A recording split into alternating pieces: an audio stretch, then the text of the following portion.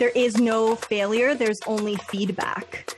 So there really is no way that you can fail at anything, because anything that you feel like you suck at, I'm sure you learned something from it. And it informed you for the better for the next situation or the next time that you went about it. So there is no failure, only feedback. Keep that in mind. Anytime you feel like, oh, I suck at this, like, no, you are learning some really amazing lessons that are going to carry you in your next experience.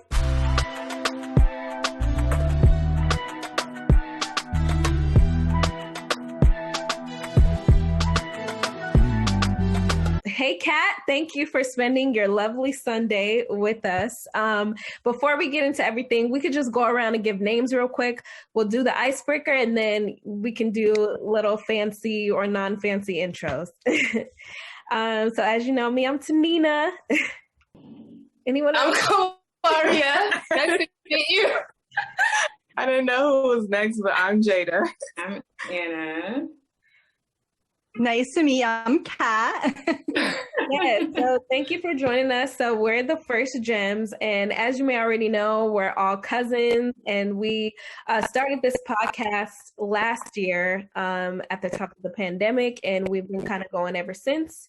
We're in season 2, so you just happen to be one of our lovely guests that we have on. So thank you again for joining us, and we're super duper excited to get into it. But before we do, we always like to start with a little icebreaker. What is your one thing that's a part of your self-care routine that you can never give up? Like, let's say you had to give up everything else, but this one part of your self-care routine, and it's not brushing your teeth and showering, like, but nice to do. Well, yeah, but it's not. Yeah. So what's one of those things? I think for me, it's my gratitude practice. It's like, I mean, gratitude is like the one like single most important thing you can do to shift your mood and to shift your perspective. So I have to say that that's like the one thing that it's so easy to do, and yet we don't give it enough like credit or time or attention.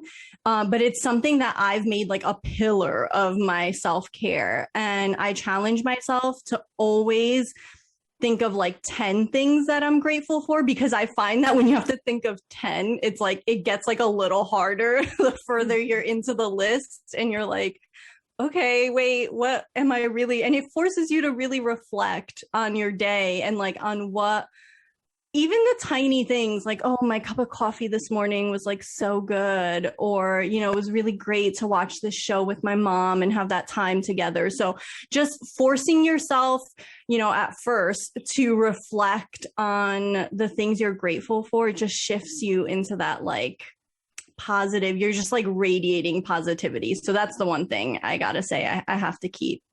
Dang, I love that.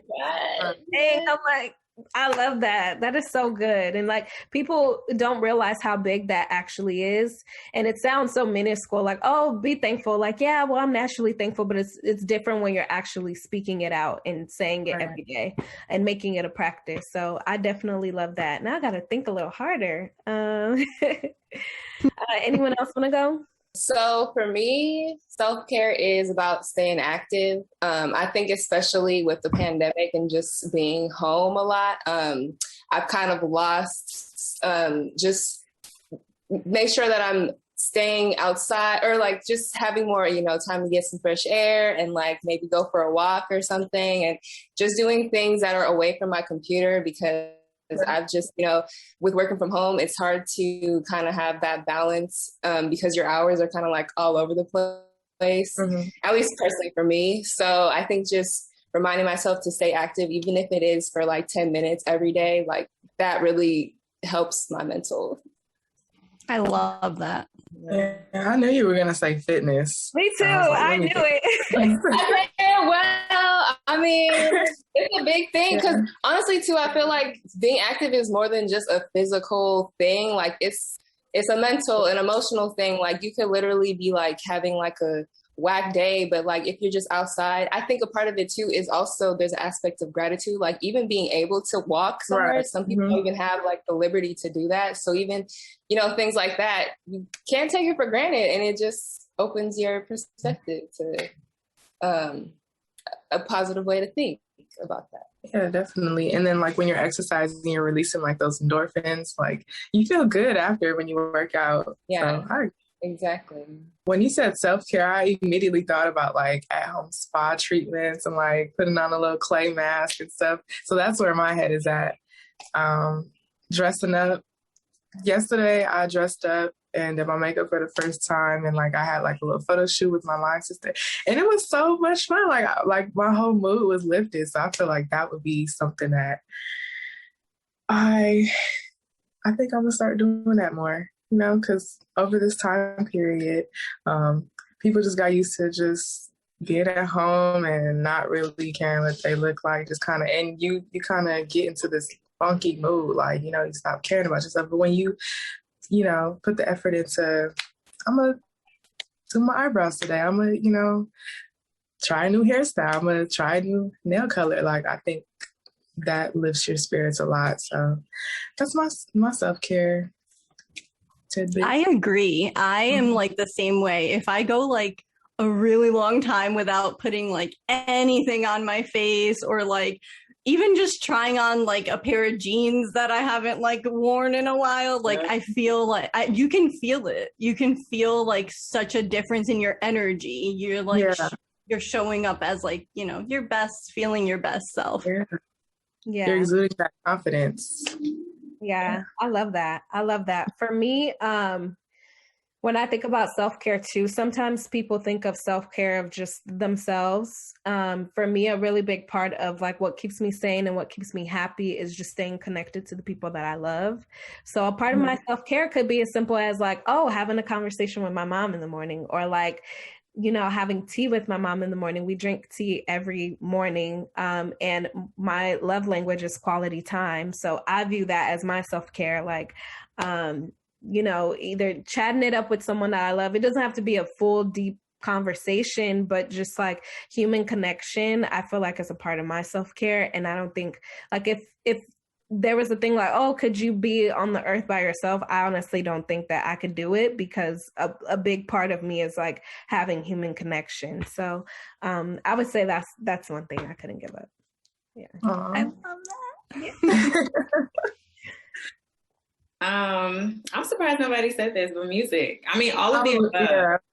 But, and I'll be specific. I need to put on my New Orleans bounce.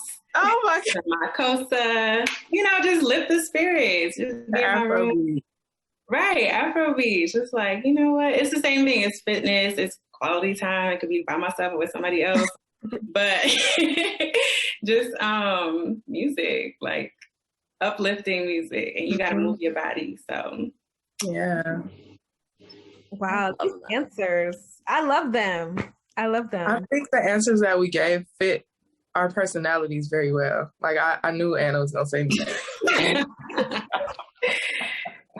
Yeah, that's so true. It was a good icebreaker. I feel like I got to know you each. Like it definitely, I was like, okay, like this is what they're each into. That's a good icebreaker. It was. Thank you. And you see how I tied a little like self-care, because you're in the self-care space. So that was like intentional / not intentional. But yeah, so now that we've done the icebreakers, feel free to tell us about yourself, Kat. I know a little bit, but I'm sure there's some that I don't know, and some that we don't know based off your bio. So just go ahead and lay it on us. Well, I am a life and business coach, and I spent the last decade of my career working in content at the intersection of self-care and tech. I helped to launch a new media publication. So I've worked in like a couple different sectors. I've produced TV specials as well. So I've kind of done, I call myself like a multi-hyphenate creative, because I've done, social media, I've done TV, and like everything in between. And It has been a really like fulfilling career, but there have been life experiences along the way that really naturally led me into coaching. And that wasn't something I even knew like existed or that I could do for a living. But after going through what I would say was probably like the most pivotal moment in my life, which was a breakup and getting fired within the same month, I just felt like completely knocked down. Like I was like, I don't know how to pick up the pieces. I felt heartbroken, not just from the relationship, but also from the job, because I was such a workaholic and I had poured everything into building this team, launching this new publication, and I was really blindsided by the firing. So it was a really rough time. And, you know, I didn't have health insurance, so I couldn't go to therapy, and I was struggling. And, you know, after about a year of being really down and out, I was like, okay, Katerina, you need to like get it together. You can't continue to like feel down. You need to like figure out what comes next. And that's when I started doing a lot of research on mindset, on personal development. And I felt really like passionate about all these things that I was learning. And I felt like, you know, I still had that like creative bug. So I felt like, okay, what I'm learning, someone else could probably really make use of as well. There might be someone else who's in my same boat and needs these tools as well. So as I was implementing all these things that I was researching and learning, I started a YouTube series called Tub Talks, because I love a nice hot bubble bath. That is one of my like self-care at home, like pampering treatments. And so I started Tub Talks, and I would just share in every video like something new that I had implemented in my life, how I felt like it was working. And I did it really just purely out of passion. I didn't have like a real purpose for the video series. It was something it was just a creative outlet during a time where I wasn't really doing much else. And it caught the eye of a CEO of a tech company who was in need of someone to handle their social media and their content. And we connected because I did make one video that included the app where she was the CEO at. And it was about getting through a breakup. And the app is called Mend. And it's a self-care app for heartbreak. So I included that as one of the tools that I was using to really like get through the heartbreak. And yeah, she like created this role for me, and, you know, eventually asked if I'd move out to LA and take the position full time. And I did, and everything kind of lined up. I didn't even know if I was going to go back to working in content at that point, because I had felt so like heartbroken by what had happened at my previous job, but it happened so organically. And that's kind of when I started to realize, you know, the power of us just creating our future, and how much, you know, we are in control of like where, you know, the journey takes us. And I was, you know, rising to the occasion in my own life, and everything was happening so organically. And I found this job that aligned with what I was already doing on my own journey. And since then, I have kept working with a couple CEOs in tech and in sort of like a head of content position. But recently, I've decided to just go all in on my coaching business, because I have helped some CEOs, you know, build their businesses. And it's, you know, time that I build my own and that I help women like me. Because I have noticed throughout my career, just, you know, feeling like I've had to overcome certain difficulties in growing and expanding in my career, given how I was raised and my background. And it can hold you back. But when you do a lot of self-reflection, you realize some things that you want to change, some, generational things that you want to change in your family and in your future. And so I've done some work on that, and I'm at the point where I am, ready to go all in and help other women like me that are, stuck sometimes in this like toxic corporate work culture that can really take over our lives. Yeah. And they have a dream, they have whether it's a side hustle or a project or some sort of creative endeavor that they really want to create, to launch, to take off. But limiting beliefs are holding them back. And I really want to help, other women that were in my boat when I, first started my journey, to help them sort of, realize their dreams and launch their success. So that's kind of a long-winded way of telling my story the past 10 years and where I am now. That's amazing. I think it's so clever that you named it Tub Talks. Like, that's a play on TED Talks, but Tub Talk, that's really clever. Yeah. I was like, what can I do? Because, it's also like a very saturated market on YouTube. And I'm like, what can I do that will set this apart? Like, I'm not just a talking head, like, talking into a camera. And I was like, well, where I unwind is the tub. Right. So that's where we're going to make it happen. That reminds me too of, did you guys ever watch Run's House? How at the end of every episode, he will have some sort of like spiritual something to get you motivated. Like, it's lit. That works. That's so true. Thank you for that synopsis, Kat. Like, I have the pleasure of personally knowing you too, and just seeing you go full in on your business is extremely inspiring. And I was like, we just have to have her on this podcast, especially when you talk about breaking generational cycles. I was curious to know what part of your culture kind of led you to this point too. Like, what are those things that kind of brought you here to where you are now and made you want to pursue like self-care and coaching? Yeah. So one thing is, in my culture, I'm Puerto Rican. In my culture, it's very much like when you're growing up, like, they tell you like, calladita te ve bien bonita, like quiet, when you're quiet, like you look real nice, like quiet, Yeah.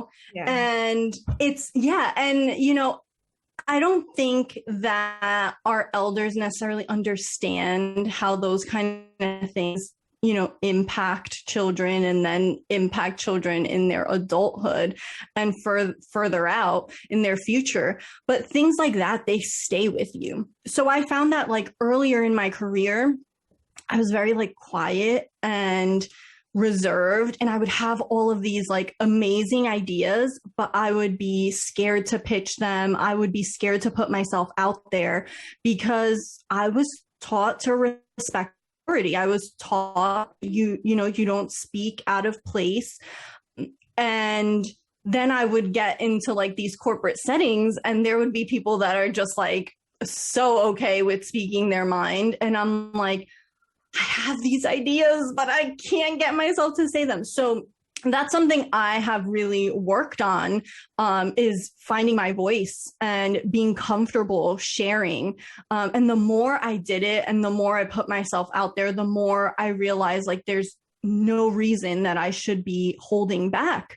And so it's things like that you're taught like early on in childhood that, again, I don't think that it's done with like malicious intent, but I don't think that there's an understanding of how you carry as a child, you carry that into your adulthood, and it impacts how you show up, in your career, in your personal relationships, really all aspects of your life. So there have been a lot of things like that I have had to reflect on and say, okay, you can let this just be how you are and it'll hold you back always, or you can choose to step into a little bit of discomfort and grow.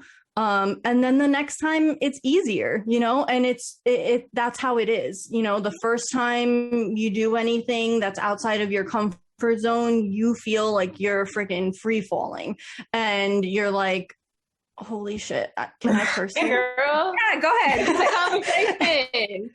You're like, you know, holy shit, like what's gonna happen? But then, you know, as you start doing it more and more, you get so comfortable stepping outside your comfort zone to the point where then now you're like, now I'm at the point where I fully believe I'm capable of running my own business. For a long time, I thought that I could only help someone else run their business. So getting to this point has been a lot of work, a lot of challenges. The universe also sends you a lot of challenges to test you, to see like, okay, have you really learned this lesson? Are you really like ready to step, you know, into your greatness? Are you really ready to like realize your full potential? And when those challenges come, you have to rise up and meet them. And, you know, I haven't always, but I feel like after doing the work over the past few years, I'm at the point where I'm like, yeah, like I am ready to step out in full faith in myself. Because if I've been able to do this for other people, if I've been able to work with CEOs and help them grow their businesses, there's absolutely no reason why I'm doubting myself and my capabilities. Yeah, absolutely. I love that. And I think, because that's also something that I've struggled with. And I think it's kind of, for me, rooted in imposter syndrome. Like, I think that I'm not worthy enough or like at the point where I can be looked at as an expert, even though I've had experience in like my lane. So there's no reason why I should be thinking that. But it's just like when you get in a room with these people who have super high titles like CEOs, directors, and all these things, for me, it makes me feel like smaller to where I shouldn't, but that's just how I've just been trying to navigate, like stopping thinking like that. But yeah, so definitely your journey, I totally resonate with like everything you just said, because I'm literally going through it now too. And I think a part of it too for me is also like not being afraid to suck at stuff. Like, even if I don't know everything, like I'm going to eventually catch on, and I can't be afraid to just suck when that's life. You're going to suck at stuff when you first started. Yeah, of course. There's a quote in coaching that we use a lot that says, there is no failure, there's only feedback. So there really is no way that you can fail at anything, because anything that you feel like you sucked at, I'm sure you learned something from it. And it informed you for the better for the next situation or the next time that you went about it. So there is no failure, only feedback. Keep that in mind. Anytime you feel like, oh, I suck at this, like, no, you are learning some really amazing lessons that are going to carry you in your next experience. I love that. And even when you talked about like culturally, you felt silenced as a child, and when you're going into these spaces and, you know, our other counterparts, they may have been empowered as a child to speak up, and it's not culturally ingrained for them to silence themselves. So you kind of walk into these spaces like, oh, I didn't know that I could speak my mind and say this, or even coming from, like a Black perspective too, like, well, if I speak up, then I'm gonna be looked at as this, or for any culture too. So I think that also contributes to the silencing too. And once you realize that, okay, I can speak up and speak my mind and give my ideas, then you feel unstoppable. And I'm starting to realize that too in my own career. Not that I work in an environment where I feel silenced, but just having the courage to speak up and the courage to view yourself as like, oh, I am an expert in this, or I'm very knowledgeable in this. I may not have any certifications in this thing, but I have a pretty good handle of what I'm talking about. So I love it. Yeah. Right. Exactly. Walk in your power. Walk in your Yes, definitely. No, and you know, I think we all also get in our heads, like, especially when it comes to like imposter syndrome, if you're really good at something, chances are you feel like oh, this is like easy, and like everyone else must be good at it too. Yeah. And that's something that as you start like putting yourself out there and like just networking and meeting more people and getting into different like circles, you start to realize like, wait, no, what I know, I'm like an expert in, and I know really well, and not everyone knows what I know. But it's really easy when you've been like, you know, in your same, whether it's at work, like your same position, that you feel like, okay, like, yeah, everyone else knows the same stuff I know. But that's not the case. And no one also knows it the way that you know it, because each one of us has a different life experience. Yeah. So we bring our own individual filters from our own lives, our own experiences to the work that we do, whatever that work is. So no one knows it exactly how you know it. Yeah, exactly. Snaps all around. Around. I totally feel where you're coming from too. And no one ever talks about these things, because I feel like sometimes you don't know that you need to dissect these things. I do want to ask, because you're full-time into your coaching, right? You're full-time. So what's one of the misconceptions with going freelance? Because I know the word freelance sounds so shiny and it sounds so cool and it sounds so easy and manageable, but I think a lot of times people kind of underestimate what that's actually like, or sometimes people overestimate it. So I kind of want to break these misconceptions and ask that what's it really like? Yeah. So I will say there's like a difference between, and this is something that I think doesn't get talked about at all, between being like an entrepreneur, like solopreneur, entrepreneur, and going freelance. Oftentimes freelance, you're offering your services, like one-off services, or even like contractually you might work for someone. When you're a solopreneur or an entrepreneur, you're running the business like from the top down, and you're really looking to build something that is scalable. So there's like a little bit of the difference there. Now, the things that are in common is that you are in charge of your own discipline. You're in charge of managing, you know, your finances accordingly. You're in charge of making sure you pay your quarterly taxes on your own, because that's not pulled out of your, you know, checks. So there's a lot of little bits on like the admin side, especially, that you are in charge of. And then like as an entrepreneur, like you have to figure out what is important to outsource versus what you really need to handle yourself, and knowing like when to ask help for what. So it's, you know, it's definitely a balancing act, and you have to be super, super dedicated and diligent. I will say, like, it's come so easy to me to like be on top of deadlines when I'm like working for a CEO, because I'm like, okay, this person is gonna like, you know, have my head on a chopping block if I don't show up with like what I need to show up with. Yeah. But then, you know, when you're working for yourself and you feel so aligned to the mission of your work, it's not as difficult to be diligent and disciplined in your work. You know, when you feel like really called, and I've noticed that myself, like, cause I have freelanced in like content. So, freelance as like a communications or a content person for a company on like a contractual basis. And now that I'm really like full in on my coaching business, it's like a whole different ball game. And my heart is so in it with the coaching business because I believe so wholeheartedly in my mission. Whereas when I was like freelancing, it's more just like a means to an end. So it's harder to stay really like disciplined and diligent when you're not like super passionate about the work. But with coaching, I am so passionate. So it's easy for me to like get up and want to do the things that I need to do to really like continue building and growing my business. But yeah, there's a lot of little nuances. There's a lot of little like, you know, I use QuickBooks Self-Employed to like keep track of like invoices and what I need to pay on a quarterly basis when it comes to taxes.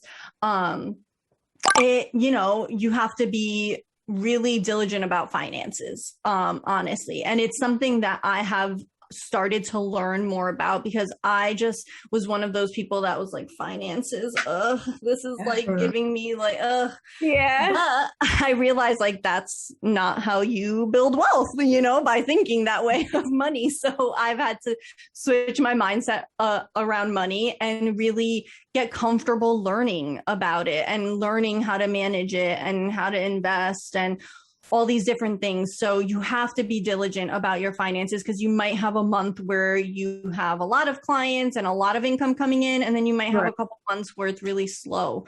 And so you have to be prepared to carry yourself through those lower months. So yeah, there's a lot. It's not as glamorous as like a laptop on a beach and you're just like always making all the money. Like it's work. You have to pitch yourself. You have to put yourself out there. You have to find, whether it's freelance or, you know, as an entrepreneur, you have to go out there and find your clients, find, you know, companies that need your work. And it's a constant, you know, hustle of putting yourself out there. And, you know, you might get rejected a couple times. You just got to keep going, you know, when that's your life. But it's definitely not the glamorous, like, nomad life that everyone makes it seem. Like, oh, I'm working from Morocco this time, or I'm working from. I mean, you could, I bet, but you could.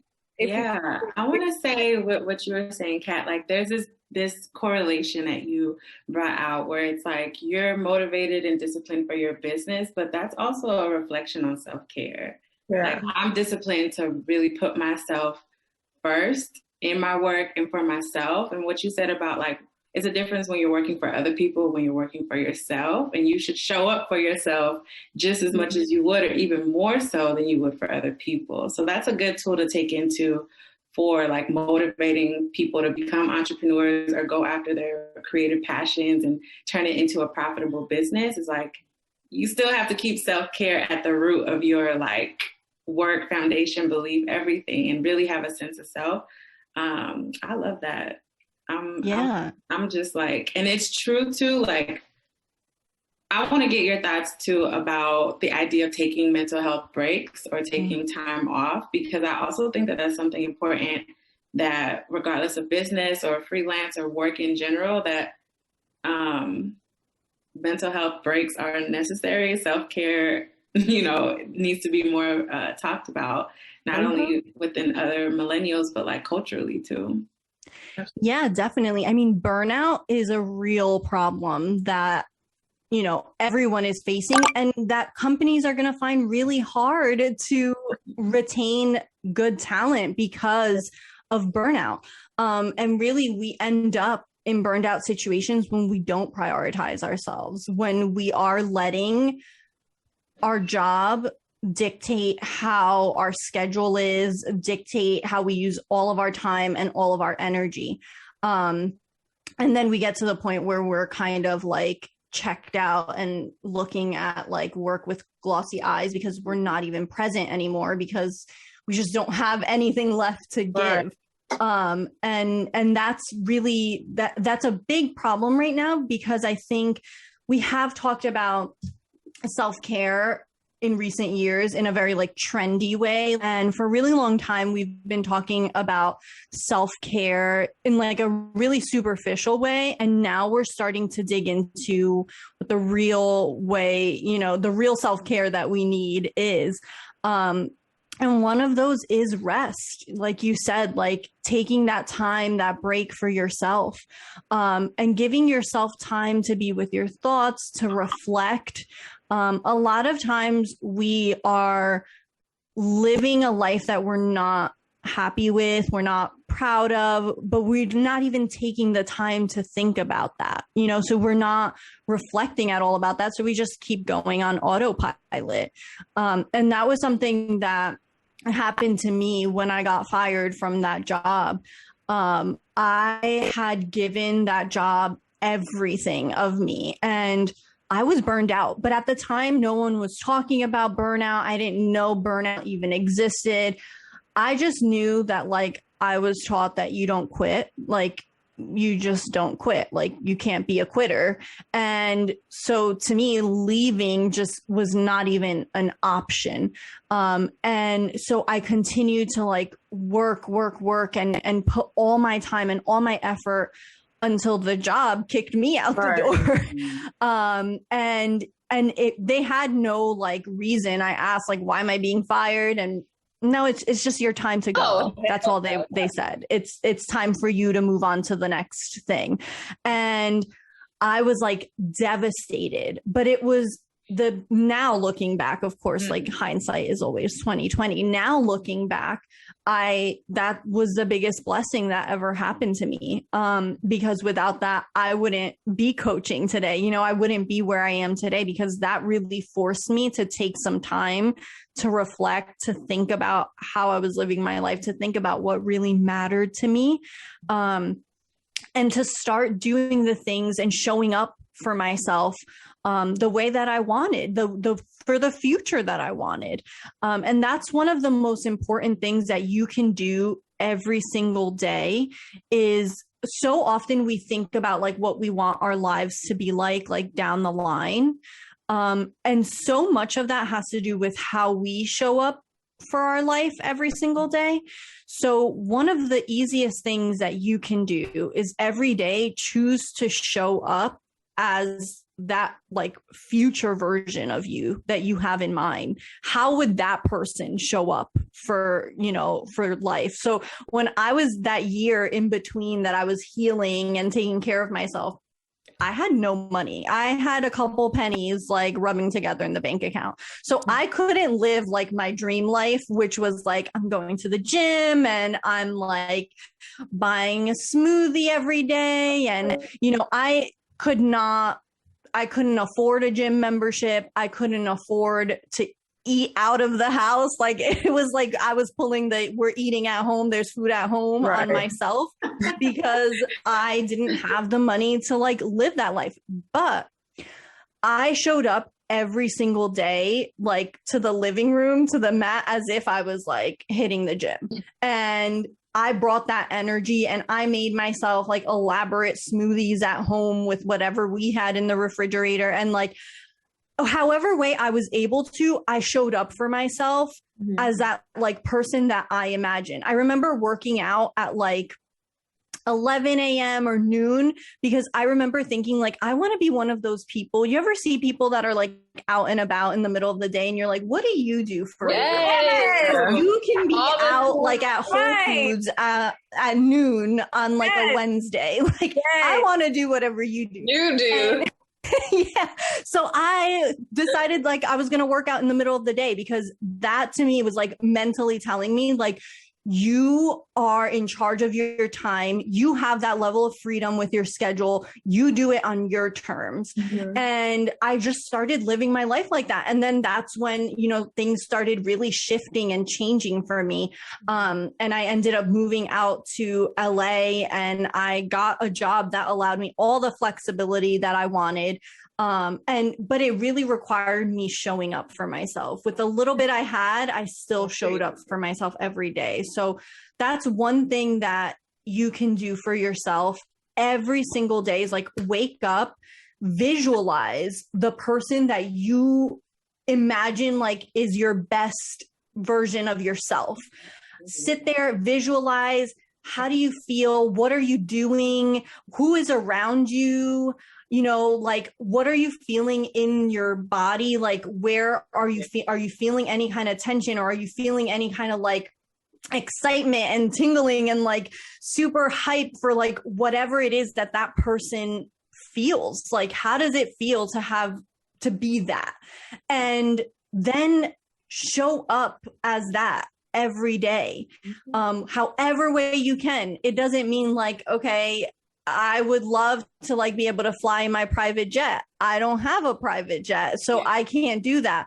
But you better believe I get in my car and that is a private jet when I'm in there. Right. Like that is how I am thinking about it, because that's how you have to, like, that energy that you have to give to yourself so that you can start attracting that life that you want for yourself. Woo! Dang, this is like a Kat life coaching session, because I feel like this was definitely it. Wow, I can't help it; it comes out. Yeah, I'm learning so much, like, from everything you're saying, and I can tell too, just by the way you're talking about it, like you're really like passionate about this. Like this is your life, and I love it. It's amazing to me. I do want to ask you about like alignment. I know you had kind of touched on it previously, and I can tell that you're obviously in alignment with what you are meant to do in this life. But so for people who may still be like trying to figure out like what direction to go, what do you suggest would be like a good starting point, or like how to kind of just get yourself to a point where you can get to the point where you feel like you're actively going towards the direction you're supposed to be aligned with? Yeah, I think so. One of the most important things is that if you do feel like there's something that is super out of alignment, like it's just noticeable to you. It's not always noticeable, but sometimes it is. If it feels like it, I left a job last year that I just felt like we were not in alignment, and it was the riskiest thing I ever did. It was a month before the pandemic kicked off, and I was just like, whoa, did I, make a mistake? But I never regretted it, because I was so out of an alignment there that I couldn't keep that energy in my life. So if there's anything that's super obvious to you that is out of alignment, try to clear that from your life. And then the other thing is to journal and ask yourself some tough questions. I feel like everyone thinks like journaling is this like fun little like pastime where you like write like all your, thoughts, and then you just move on about your day. But it's an opportunity for you to really get honest with yourself, because no one's going to see that but you. And it's an opportunity to ask some of the tough questions. So, write what makes you feel good. What did you do in a day that really made you feel good or lit you up inside? And then write like when you felt a little bit like you felt like some energy, some tension in your body throughout the day. We know these things when we take the time to like analyze and reflect and to really pay attention to our physiology. Yeah. So try doing that for a while. Try journaling and asking yourself some of the tough questions, like, how did I feel when I did this today? Or how did I feel after my work day today? Like, did I feel fulfilled? Did I feel what part of the day? And start getting as deep as you can to like the tiny little details, because so often our alignment is like hidden within the details of our life. So of our day to day. So start off with like, how was my work day? What was something that made me really excited at work today? What about that made me excited? Like, what was it because I worked on that project with this person? Okay, well, what about working with this person makes me excited? And the deeper you dig, the more you uncover about the things that bring you joy. And then you can start figuring out, okay, these are the things that I'm good at. And these are the things that bring me joy. And how can I marry the two and find real alignment in my future? And so, ask yourself some of those tough questions. I think it's also important throughout the day that you start noticing your physiology. So I like to do body scans where I'm like starting from the top of my head and working my way down. And I do it at different points throughout the day. So if I had like a meeting that I didn't feel went well, I try to take that moment to like scan my body. Where am I feeling that in my body? Like, do I have tension in my jaw? Maybe I'm feeling like I'm not able to like voice my opinions enough. Or am I having this like knot in my stomach? Like, you know, how am I feeling after certain events?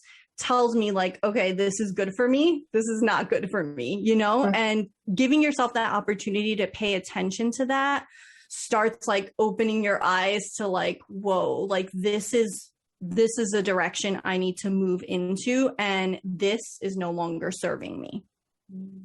Wow. I'm excited to know.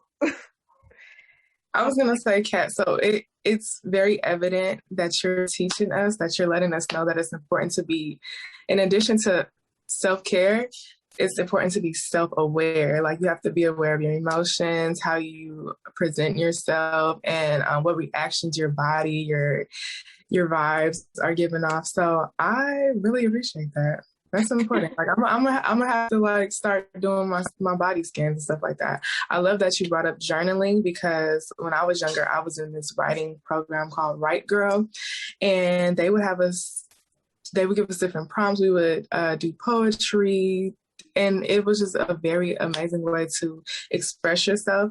And so now that I'm older, I buy myself a journal at the top of the year, and I try my very best to kind of log in how my day went, or even if it's just like something that comes across my mind, and you could just pour into your writing. And it's a great way, like if you don't have anyone to talk to your journal, like write everything down. Like it's very liberating. And also when you look back at those old journals, you look back at your old self and how far you've come, the growth, and it's amazing. I look at my old journals and I'm like, wait, like what was that about? Like, you know, it's very, I love journaling. I would highly recommend it. So I love that you said that. Yeah, and doesn't it give you like just the best feeling when you look at like your life story and you see how far you've come? Like, I feel like that's really inspiring, and it's sometimes the momentum that you need to like keep going the next mile, you know, like thinking back like, oh my God, like I made it like this far, like I have so much more that I'm excited for in the future. Yeah. I'm so attached to text sometimes that I get too into the habit of opening up my notes in my phone and jotting things down, because sometimes I'm like out and about and I don't have like a journal, and I buy so many journals but I never write in them, never. But I know how powerful it is, because even just writing in my phone, I'm just like looking back at old notes, like I'll randomly stumble upon them. I don't just look for them. And then I'm just like, dang, everything that you said that you wanted, like you're living right now, but now you want something else. And what is it called? Scripting. Yeah. Scripting is so powerful. Yeah. And I've only really done it. Scripting is basically where like you write out like the things that you want, like, but you say it as if you already have it. It's like manifesting in word form. But basically like you'll say like, oh, I am making 6 figures doing something, but you want to be more specific than that. I'm just giving an example, but like doing something that I really love. I have unlimited PTO and I get to take vacations whenever I want. Like, so apparently like the things that you scribe are so powerful that like the universe brings it back to you, and then you're essentially like living in it. And me knowing this, I don't know why I don't do it often, but the one time I did do it, it did come into fruition, but it didn't come really in the form that I thought, me being in it now. So that's why they say you have to be super specific about it. But I believe in all of those stuff, like manifesting, scribing, because like it's worked for me and I've seen it work tremendously for other people.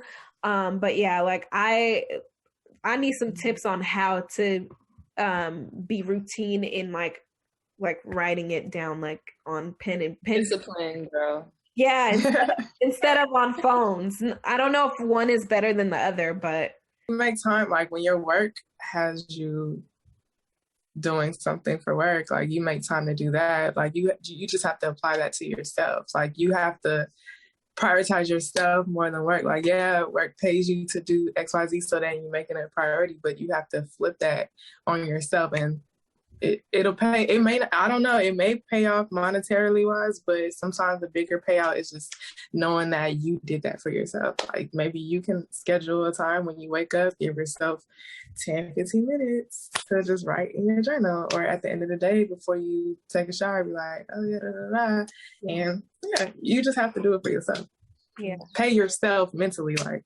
Well, I like to say that because I love money, so I like that. Right? Yeah. Mentally. I love that.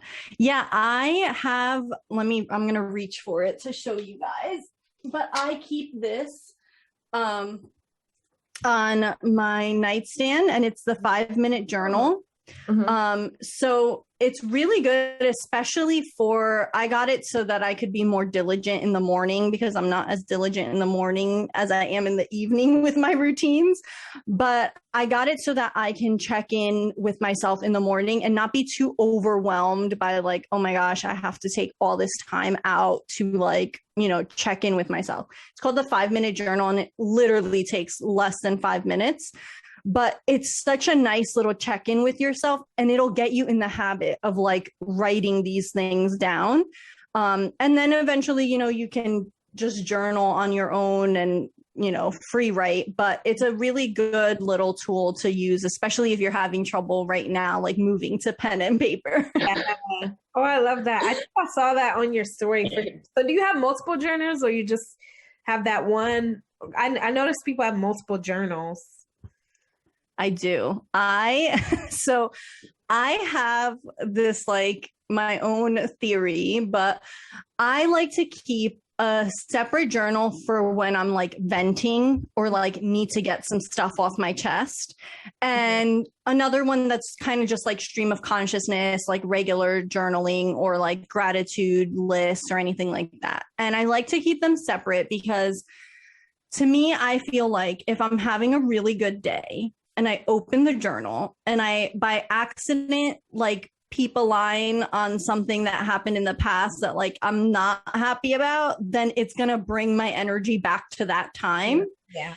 And it's going to throw off like the positive energy that I have right now. Yeah. So I like to keep like one, I say that's like my venting angry journal.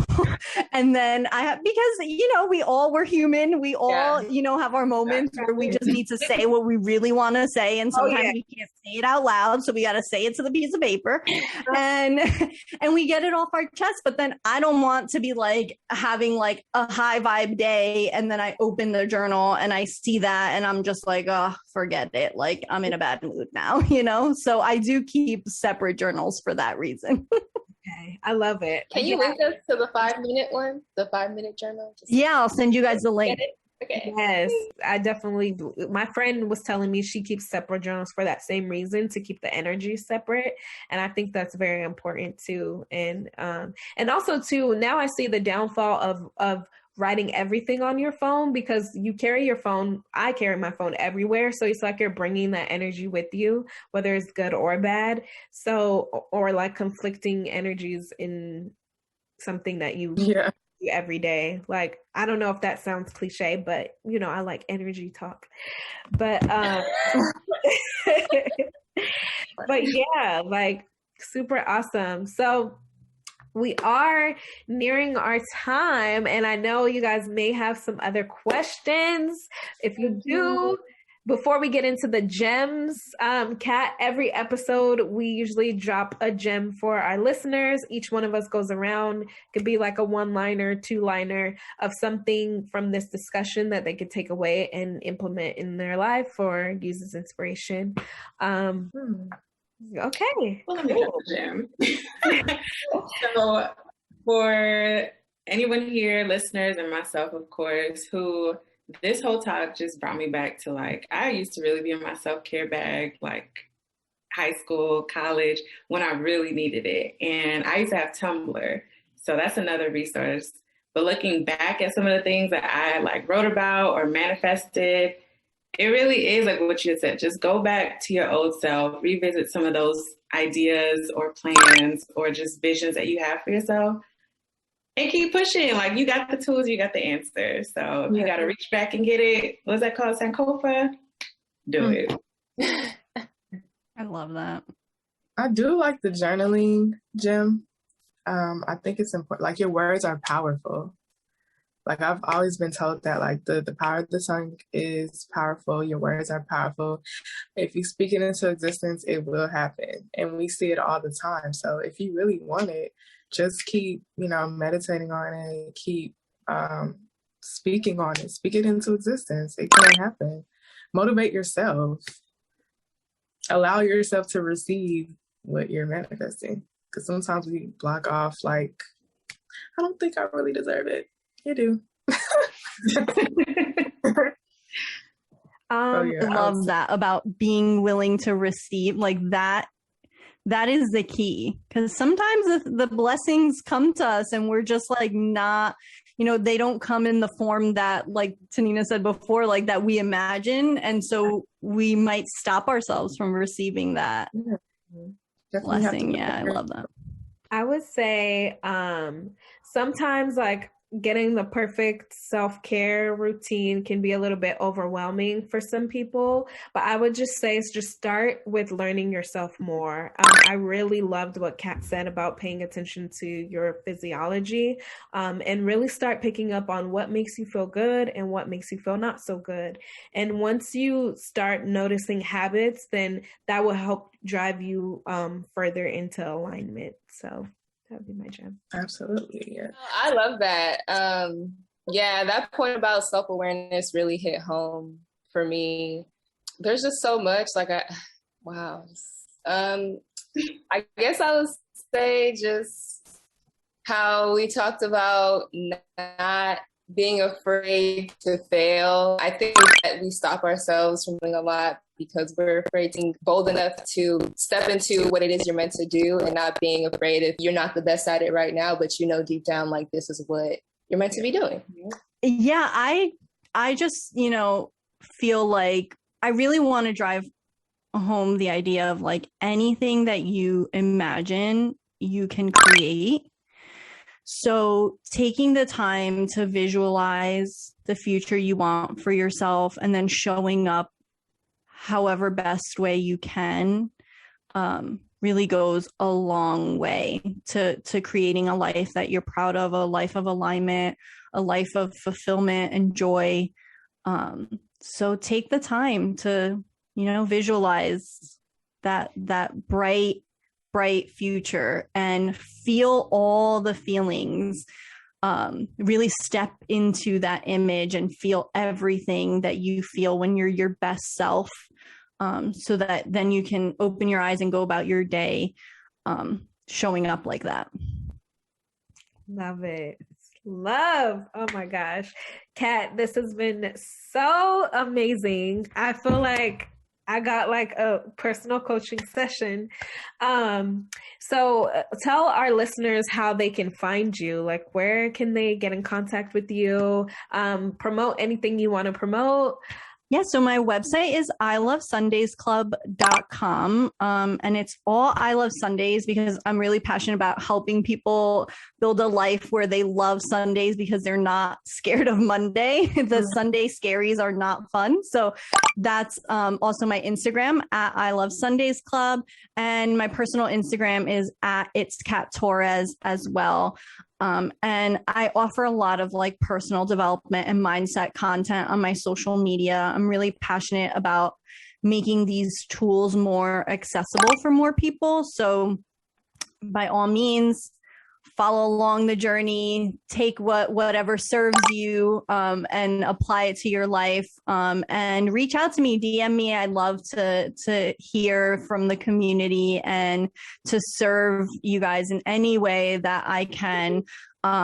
It's really my mission that these things that I kind of had to like dig around so hard to like uncover are more accessible to more people. So yeah, that's ilovesundaysclub.com, at I Love Sundays Club, at It's Kat Torres. And I look forward to having those chats with you guys there. Yes. Yay. Me too.